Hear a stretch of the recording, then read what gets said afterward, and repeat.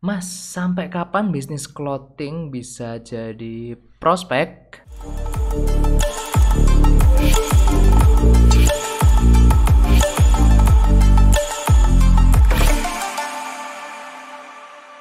Hello good people, balik lagi sama aku Ganjar kayak Paper Clouds.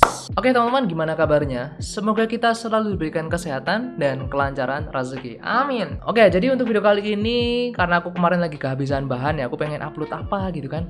Akhirnya aku buka pertanyaan di Instagram. Nah, kalian ada yang tanya gini, Mas, clothingan ini bakalan sampai kapan ya prospeknya? Kayak gitu. Ya, jawaban simpelnya sih ya, selama orang-orang masih butuh pakaian, ya pasti bakalan laku aja kalian buka clothingan gitu loh. Nah, masalahnya adalah bukan sampai kapan clothingan ini bakalan tetap prospek, tapi masalahnya adalah apakah produk kita atau produk kalian ini ada yang beli atau enggak. Nah itu kan masalahnya di situ gitu loh. Masalahnya bukan sampai kapan clothingannya ini bakalan prospek gitu loh.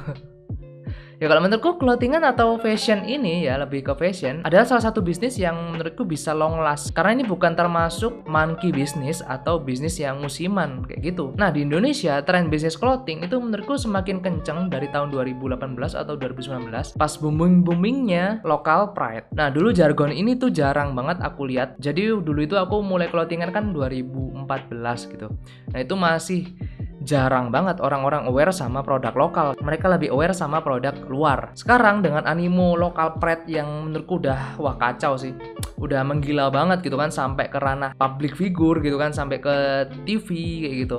Media-media mainstream, mereka tuh banyak melirik brand-brand lokal, teman-teman. Tapi ya, teman-teman, otomatis semakin banyak pasar, semakin banyak apa ya bisa dibilang semakin banyak peminatnya, itu semakin banyak pemain-pemain baru di bidang clothing yang nyemplung di ranah ini juga. Nah, kalau misalnya kita cuma asal nyemplung aja di clothingan gitu kan, ya aku bisa jamin 90% pasti brand tersebut nggak akan bertahan lama. Aku berani garansi lah kayak gitu. Nah, balik lagi teman-teman, karakteristik atau ciri khas itu adalah jadi salah satu pembeda di mana banyaknya clothing yang bermunculan sekarang ini. Karena kalau menurutku ya teman-teman, misal kita main murah-murahan harga, itu apa ya, seberapa bisa sih kalian ngasih harga yang lebih murah daripada pemain gede kayak pabrikan kayak gitu. Biasanya kalau misalnya udah pemain besar gitu kan, mereka itu punya resource yang ya mungkin sampai nggak terbatas juga gitu loh. Mungkin kayak punya pabrik-pabrik atau konveksi sendiri. Nah itu kalau misalnya kalian mau adu murah-murahan harga,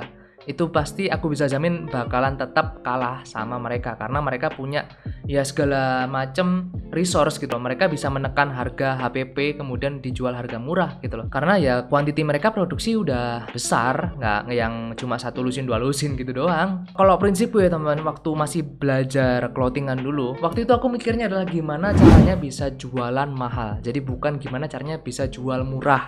Jadi gimana caranya bisa jual mahal. Caranya gimana mas? Kayak gitu kan. Ya kalian bisa bikin pembeda lah sama brand lain gitu loh. Lebih baik kalau menurutku ya teman-teman, aku punya prinsip lebih baik sedikit berbeda daripada sedikit lebih baik. Karena ketika kita punya sesuatu yang berbeda, itu otomatis orang lebih cepat merespon sesuatu tersebut. Nah kemudian seiring berjalannya waktu, ya kita bisa juga benahi untuk kualitas kita gitu. Jadi yang untuk di awal menurutku buat kalian yang mungkin baru mau terjun, itu buatlah sesuatu yang mungkin sedikit berbeda gitu, agak nyeleneh lah, biar orang-orang lain itu aware gitu. Orang-orang itu noleh, wah ini ada brand baru nih, kok konsepnya agak beda nih. Nah itu orang langsung aware gitu. Itu yang aku lakukan di tahun 2014 waktu aku awal bikin clothing. Waktu itu bikin clothing tentang tema Japanese, itu bisa dibilang kayak jarang banget gitu loh. Desain-desain tema-tema Jepang itu jarang banget. 2014 itu mereka tuh banyak tema-tema hip hop, tema-tema apa ya, yang bajunya kombrong-kombrong gitu kan. Jadi yang kayak daster-daster kayak Yoks dan segala macam. Itu 2014 itu booming banget. Tengkorak-tengkorak kayak gitu kan. Pokoknya yang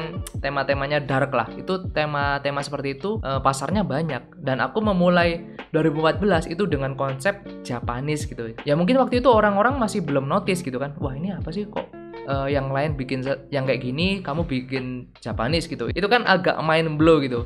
Ya mungkin butuh edukasi pasar yang lebih apa ya, lebih kenceng gitu. Makanya aku bilang kalau misalnya mungkin di beberapa videoku yang lain sebelum-sebelumnya itu aku bisnis clothingan itu nggak langsung gede teman-teman. Jadi perlu proses mungkin 4 tahun 5 tahun baru orang itu notice gitu. Dan itu balik lagi ke kalian, apakah kalian sanggup untuk bertahan, sanggup untuk survive di tahun-tahun seperti itu, atau kalian banyak tanggungan yang harus butuh duit cepet, ya kalian jangan main di ranah tersebut. Kalian cari ranah yang pasarnya gede, pemainnya pasti banyak, tapi perputarannya cepet gitu loh. Ya satu-satunya cara mungkin kalian bisa ngikutin pasar atau ngikutin tren yang lagi ngetren sekarang kayak gitu. Tapi kalau misalnya kalian punya cukup waktu, kalau misalnya kalian pikir wah kayaknya masih ada waktu deh buat aku survive atau buat aku edukasi pasar, ya kalian bisa lakukan itu. Tapi kalau misalnya udah nggak cukup waktu atau duit kalian mepet banget, ya jangan main di ranah tersebut kayak gitu sih.